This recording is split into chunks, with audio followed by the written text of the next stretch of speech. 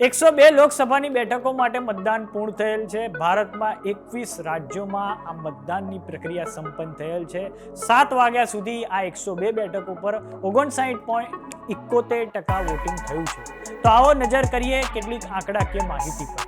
નમસ્કાર, જમાત સાથે હું છું પાર્થ।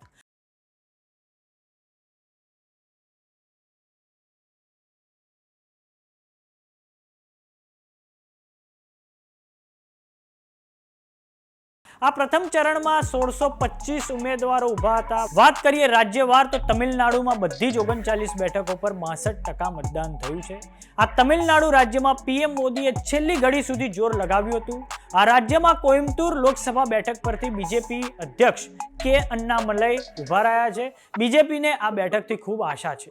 હવે વાત કરીએ બિહારની તો 4 સીટો કે જે છે ઔરંગાબાદ, ગયા, નવાદા, જમુઈ પર મતદાન સંપન્ન થયેલ છે અને સૌથી ઓછું મતદાન આજના દિવસનું કોઈ રાજ્યમાં હોય તો તે બિહારમાં છે। માત્ર 46% મતદાન નોંધાયું છે। આ જમુઈ બેઠક પરથી રામવિલાસ પાસવાનના દીકરા ચિરાગ પાસવાન ઊભા રહ્યા છે। હવે વાત કરીએ સૌથી મહત્વનું રાજ્ય પશ્ચિમ બંગાળમાં કે જ્યાં 3 સીટો અલીપુરદુર, કુચ બિહાર, જલપાઈગુરી આ બધી જ બેઠકો 2019માં બીજેપી દ્વારા જીતી લેવાઈ હતી અને હવે આ વખતે તૃણમૂલ કોંગ્રેસે જબરજસ્ત પ્રચાર કર્યો છે। આ વખતે આ 3 સીટો પર 77% મતદાન નોંધાયું છે।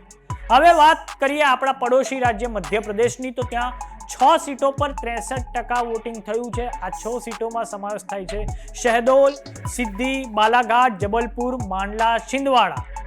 2019ના ઇલેક્શન્સમાં માત્ર छिंदवाड़ा બેઠક કોંગ્રેસ દ્વારા જીતાઈ હતી, બાકીની 5 સીટો બીજેપી દ્વારા જીતી લેવાઈ હતી। આ જેટલા પણ જિલ્લાઓ છે, જેટલી પણ સીટો છે એ બધા જ મધ્યપ્રદેશના ટ્રાઇબલ બેલ્ટમાં આવે છે। વાત કરીએ દેશના સૌથી મોટા રાજ્ય ઉત્તર પ્રદેશની તો પશ્ચિમી યુપીની 8 બેઠકો કે જ્યાં 57% મતદાન થયું છે। આ બેઠકોમાં સમાવેશ છે कैराना, मुजफ्फरनगर, पीलीभीत, बिजनौर, नगीना, सहारनपुर, मुरादाबाद અને રામપુર।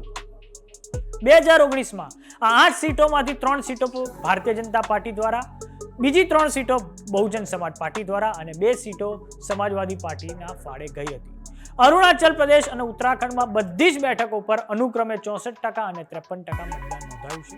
વાત કરીએ રાજસ્થાનની તો ત્યાં 12 બેઠકો પર 50% મતદાન થયું હતું। આ બેઠકોમાં ચૂरू, ગંગાનગર, બીકાનેર, ઝુંઝુનુ, सीकर, जयपुर ग्रामीण, जयपुर, अलवर, भरतपुर, करौली અને દોસાનો સમાવેશ થાય છે। આ ચૂरू પરથી બીજેપીના બગાવતી સાંસદ રાહુલ કાંસવા કોંગ્રેસમાંથી ઊભા રહ્યા છે।